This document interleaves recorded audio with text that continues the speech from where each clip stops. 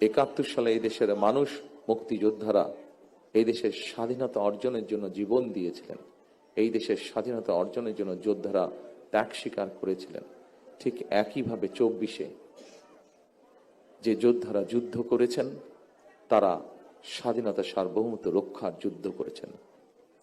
বাংলাদেশ জাতীয়তাবাদী দল বিএনপি এর আগে যখন দেশ পরিচালনার দায়িত্বে ছিল, তারা মুক্তিযোদ্ধা মন্ত্রণালয় নামক একটি মন্ত্রণালয় তৈরি করেছে, যা 1971 সালে যারা মুক্তিযুদ্ধে শহীদ হয়েছেন, আহত হয়েছেন, অর্থাৎ এক কথায় মুক্তিযোদ্ধা পরিবারদের কল্যাণ তারা দেখভাল করে থাকে।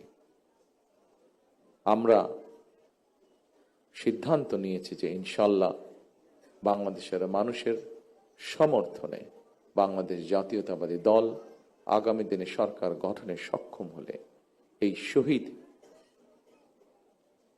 পরিবার যারা আছেন, জুলাই যোদ্ধা যারা আছেন, জুলাই আন্দোলনের যারা শহীদ পরিবার বা যোদ্ধা আছেন, তাদের যে কষ্টের কথাগুলো যে কয়েকজন ব্যক্তি, যে কয়েকজন মানুষ তুলে ধরেছেন কষ্টের কথাগুলো, এই কষ্টগুলোকে যাতে আমরা কিছুটা হলেও সমাধান করতে পারি।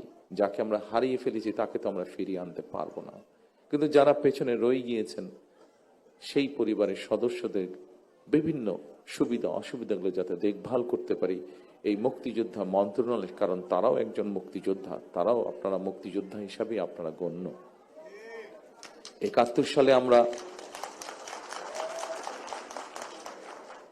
সালে এই দেশের মানুষ, মুক্তিযোদ্ধারা এই দেশের স্বাধীনতা অর্জনের জন্য জীবন দিয়েছিলেন।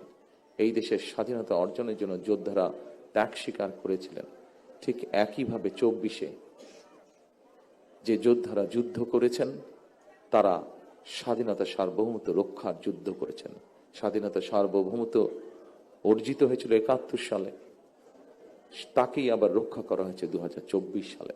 সেজন্যই মুক্তিযোদ্ধা মন্ত্রণালয়ের মধ্যে আমরা আরেকটি ডিপার্টমেন্ট তৈরি করব, যাদের দায়িত্ব হবে এই মানুষগুলোর দেখভাল করা।